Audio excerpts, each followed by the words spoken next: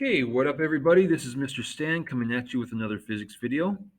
And in this video, we're going to look at several pictures and draw a free body diagram, or I'm going to show you the free body diagram for those pictures. If you did the worksheet that goes along with this, then you've already tried and you can kind of watch this video to correct yourself and see if you got that right. So first of all, what is a free body diagram? A free body diagram is what you see over here on the right side. It's basically we take an object, and instead of drawing the object every time, which takes a lot of wasted time, we just make it a box. Okay. In this case, it really is a box. But even if this was a car or an animal or something like that, you would still make it a box in your free body diagram, just so you don't have to worry about drawing it. And then for every force that is acting on that object, you draw an arrow. The direction of the arrow will tell you the direction of the force, and then the size of the arrow will tell you the size of the force, right? At least relative to the other forces.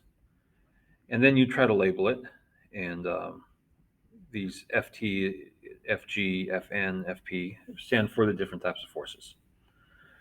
So let's look what we did here for the box hanging from a string.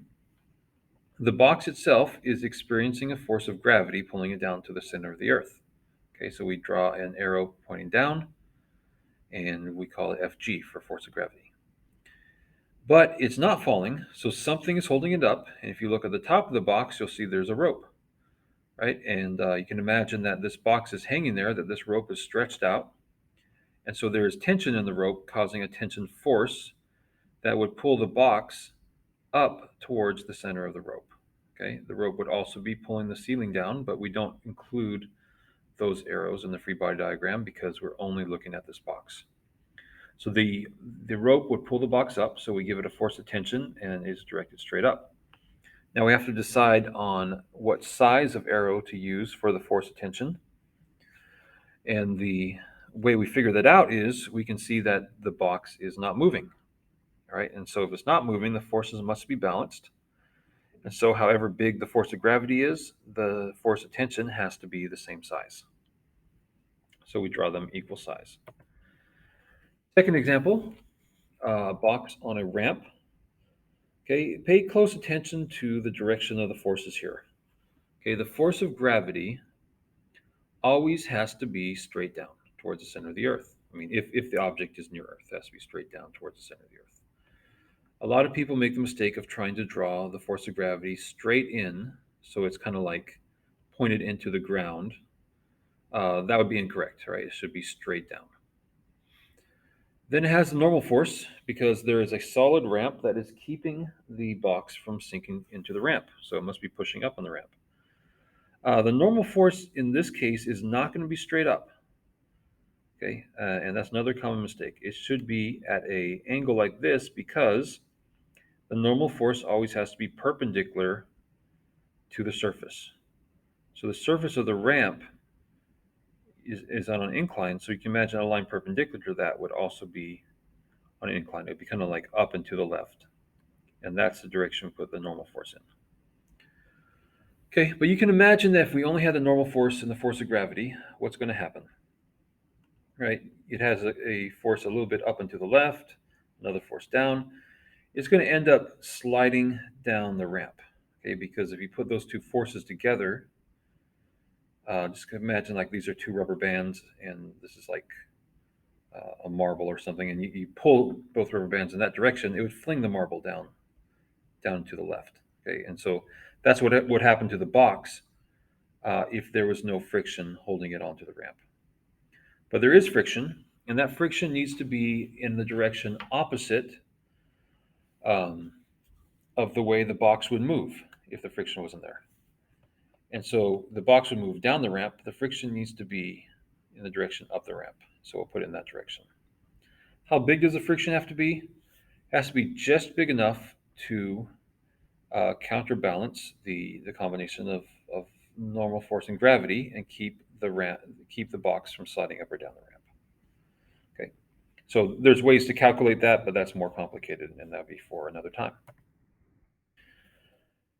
Third example is a car driving at a constant velocity.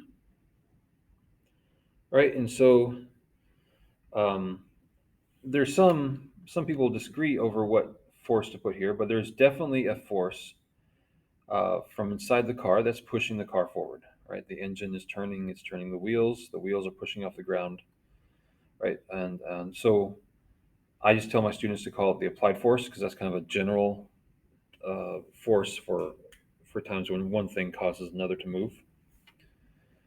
But if you put another type of force, perhaps your teacher might tell you something else. But usually I would say applied force for this one. Okay, and so the applied force is pushing the car to the right, but the car is not speeding up and it's not slowing down. It's driving at a constant velocity.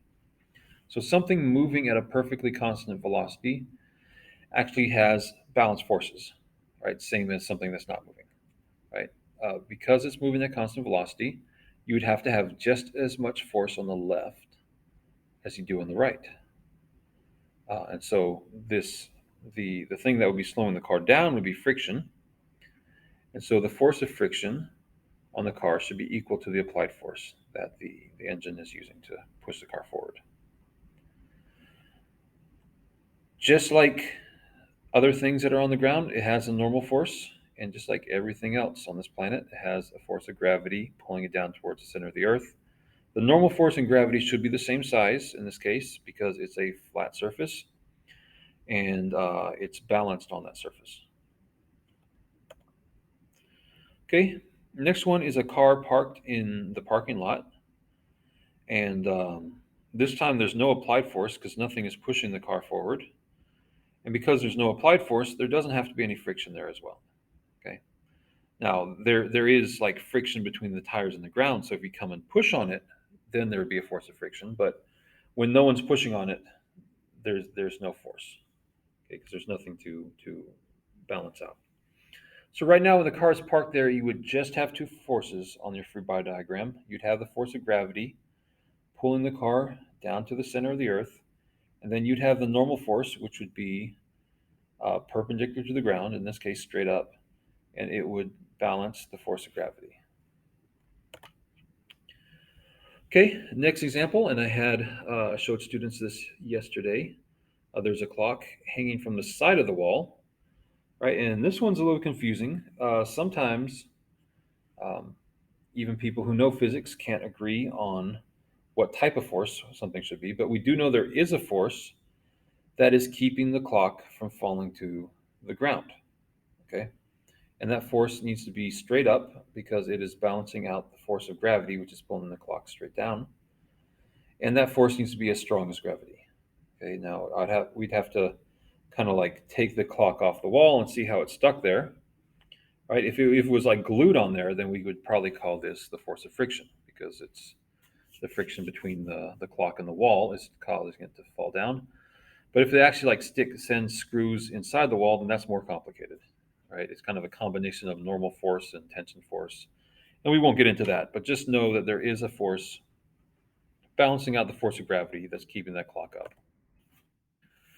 Okay, this car is parked on a bridge. Okay, and so just like the car that was parked on the parking lot, you'd have a normal force from the bridge pushing up on the car, and there would be a force of gravity pulling the car down. Okay, and the next thing is what about the bridge itself? Well, you notice that the bridge is going to have a force of gravity. Okay, just like anything else, the gravity wants to pull the bridge down to the center of the earth. But the bridge is not falling because on the left side, you see there's a table, and that table is pushing up on the bridge. Right, the table is solid object, so we'll call it the normal force. And then on the right side, there's another table pushing up on it. And because there's two tables pushing up on it, we'll just give it two normal forces. Right? And those two normal forces put together need to be strong enough to balance out the force of gravity. So if this is drawn right, then you could stack these two arrows on top of each other on top, and they'd be the same length as the force of gravity on the bottom. Okay, the pencil is stuck to the wall, right? Gravity still wants to pull the pencil down. What could be causing it to stick there, right? Well, it's the friction between the paint of the wall and the paint of the pencil that is causing it to stick to the wall, and it's even causing it to stick strong enough that gravity can't pull it down. All right, so that would actually be a force of friction. That friction is opposite the direction that the pencil would move if the friction wasn't there. So the pencil would drop straight down. So therefore, the friction must be the opposite direction, which is straight up. Okay, a cone is sitting motionless on an inclined rail. Okay, so this is kind of like the box on the ramp that we saw earlier. The force of gravity is pulling the cone straight down. Okay, and then there's a normal force. That normal force would be perpendicular to the direction of the ramp, so it'd be kind of up and to the left. And that normal force is not going to balance out gravity. Okay, it's going to balance some of it, but not all of it. So if these were the only two forces, the combination of those forces would send the cone down the ramp. Okay, kind of like this direction. Okay, but there's a force of friction opposing that motion that is keeping the cone from sliding down, and that would be the friction between the bottom of the cone and the rail. And that force of friction would be pointed up the rail, and it would be strong enough to balance out the normal force, which is kind of pushing it a little bit to the left. Okay. Finally, a teacher is pushing on a trash can. The trash can doesn't move, right? So what's happening here? You'll notice that this looks just like the car that was actually moving at constant velocity. And the forces is basically the same idea, except the car was already moving, and so it just had to push itself strong enough that it keeps on moving. In this case, the trash can is not moving, right? The teacher is not providing a strong enough force to move the trash can, right? He's failing in his endeavor to do so. So there's still an applied force pushing the trash can to the right, right? However, in order for the trash can not to move, the force of friction would have to balance out the applied force. So what's happened is the harder the teacher pushes on the trash can, right, the stronger the applied force would be, and also the stronger the friction force would be, until it got to a point where friction could no longer balance out the applied force, and then this would begin to speed up. Okay, but right now, when he's pushing on it and it's not moving, you would say that the applied force and the friction force are equal. Okay, there's also gravity pulling the trash can down and the normal force from the ground pushing the trash can up. Right? So those are the examples, right? I will see you in the next video.